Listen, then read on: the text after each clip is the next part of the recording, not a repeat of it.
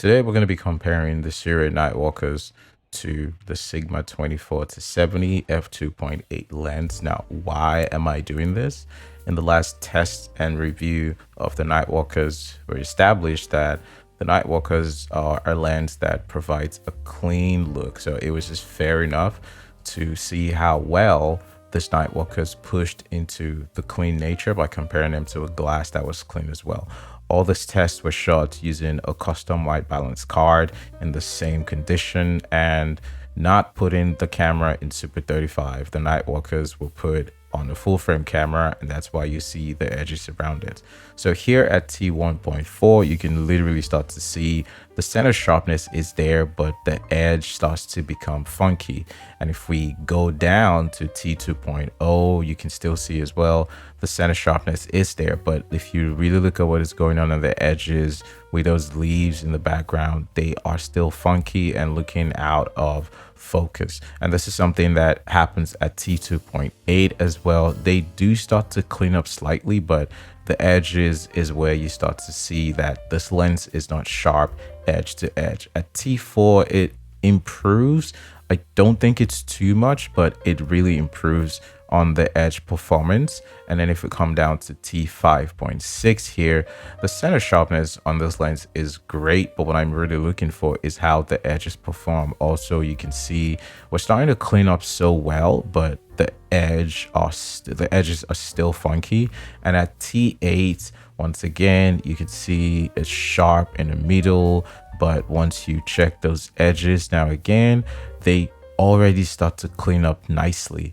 And finally at T16, which should be the best optical performance of this lens, you can see what it's done here.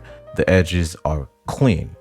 They're clean, subjective to a couple other things. And let's see how the Sigma performs now that we've seen how the Nightwalkers handle edge to edge sharpness. Now we're starting straight away at f22 because we want to see the best, how it's gone. And you can see straight away the f22 on the Sigma is just magical. It's clean. There's nothing in funky at the edges. At f18 as well, it's the same. It is still sharp. There is no character or everything. It's just sterile. And at f14 as well, sharp in the middle, the corner sharpness is still just stellar. And I think it's just, it's one thing to know about this photo lenses is they're made for optical perfection. Once we start to come down to f8 and we start to look at those edges, not surprising that it still really does well. This dime cell decided to bless us with some character since the Sigma lacks it. And at f5.6, if you still look at those edges as well, I mean, honestly, it's really difficult to tell what the difference is because it's just so sharp.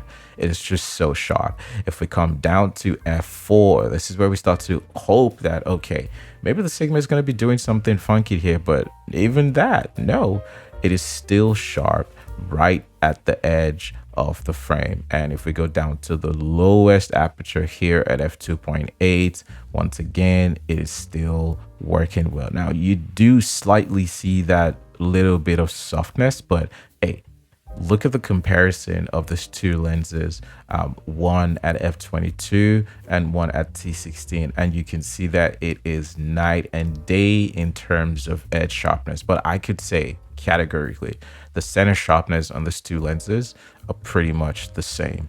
All right, the next thing that we're going to be checking as well in terms of character and similarity is the flare on these two lenses. How do they handle flares? Now, already established again in the previous video, this lens does not flare that much. The Nightwalkers are not designed to give you some nice, beautiful flares. If that is what you're looking for, I would suggest looking into other lenses. So here is the Sigma as well, and you can see the similarity between the two lenses because they just don't flare. These lenses are not designed to give you something interesting to work with.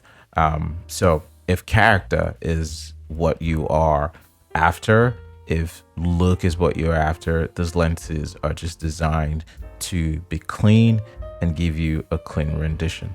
This is where things start to get funky, and I was surprised as soon as I moved to testing out the chromatic aberration what I found.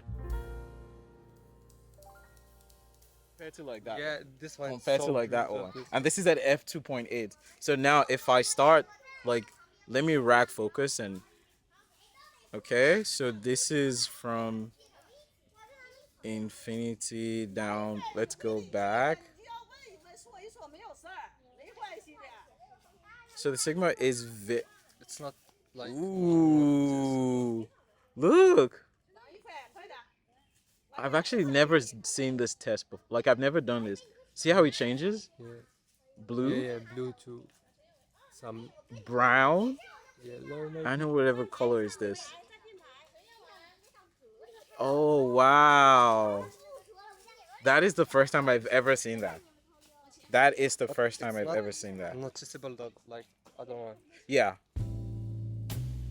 I think I was just really surprised by the Sigmas having chromatic aberration. For whatever reason, I thought they would be clean, clean, clean. But clearly, as you can see at that f2.8, they do have some chromatic aberration. But once you start to stop down here at f4 and f5.6, you see that the chromatic aberration really just starts to clean up. At f5.6, you barely even see anything in terms of chromatic aberration. And this is a very high contrast scene, so these things are not going to be able to hide if they were there. And now if we come down to f8 once again, at this point, I don't know, man, like you don't necessarily see anything, and I'm racking that focus so that I can find those spots.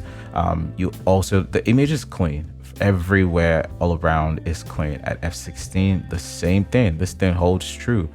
It's almost non-existent. The chromatic aberration is almost non-existent. So basically what this test here is trying to, can also show is that if you want good optical performance from any lens, you should stop down. Now we're coming down to the nightwalkers, and we're going to start with the best place where it should be performing at T16. At T16, I would say it performs well. It performs surprisingly well. It's slightly noticeable, but it performs well. And if you come out and look at the whole image, you can barely even see this while we're pixel peeping. So I'm pretty sure that you will not be seeing anything like that when the whole image is up on screen. But now we're starting to come down to the bad boys, and at T8 you start to see the chromatic aberration. You start to see it. I would still say that at T8 the nightwalkers are still relatively okay. Once you come out on the wide, you don't see anything on the whole image, which is good. But if you pixel peep, I think that you will start to see something. Now we're coming down to 5.6. At T5.6, I would say that, yeah, we're starting to come into the range of where the lens starts to show its imperfections. Once again, you barely notice this if you're looking at the general image and not pixel peeping like we're doing right now, in that regard. And if we come down to T4, also just a bit worse performance than the 5.6. At this point, I start to see these things in the final image, but that's only because I'm looking for it. And at T2.8, once again, yes, at this point, if you're pixel peeping, you will definitely find it there. It is very, very much in the frame. There's no hiding. You can see the colors, and they shift from blue to a brown, magenta, whatever. And I talked about that in the previous video. Also, at this point, you start to see it in the overall frame, especially if you have high contrast areas in your shot. Now that we're at T2, straight away, I can see it because I'm looking for it. Now, I think that to an untrained eye, perhaps they might not take notice of that. But yes, the chromatic aberration at T2 is present. It is not distracting, right? It's not distracting, but it is present. I don't think it takes away from the image that you are trying to capture. But if you should know if if you're looking for something where you want a clean look, maybe this at this iris value you might have to change things around. And at T1.4, people, I'm telling you, we starting to get into like the danger zone and the danger spots here. The chromatic aberration is very pronounced. It is very pronounced, at least for me. I can see it, whether you are pixel peeping or you are just looking at the general frame. It is there, especially in the high contrast areas. And at T1.2, this is the danger zone, y'all. Like here, there's no hiding. You see everything in terms of the chromatic aberration in this frame. Like I don't even have to rag focus. It's there. It's just there. And I would also say that it is pronounced if you are looking at the general image, especially the areas that are out of focus. If you look at the white thing behind me, you get to see there. Thirdly, I wanted to test the colors and just see how the stints perform together. So here we have the Sigma. Shout out to my boy for coming through. Look at how it renders his skin. Look at how the color chart renders the colors. And it was a very sunny day. The grains were bouncing around. Once again, we custom white balanced on the camera, so to get an accurate, somewhat an accurate representation. And here we have the nightwalkers as well, also just looking at those colors and trying to bounce them around. Now if we put them side by side, I mean, do you see a difference between the nightwalkers and the Sigma? You guys let me know in the comments section if you see any difference in terms of color, not in terms of exposure.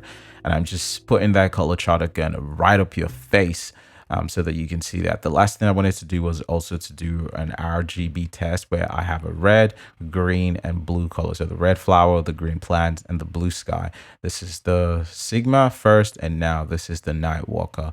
And I will put them side by side so you get to decide, do these lenses perform similarly, or is there a huge difference between them?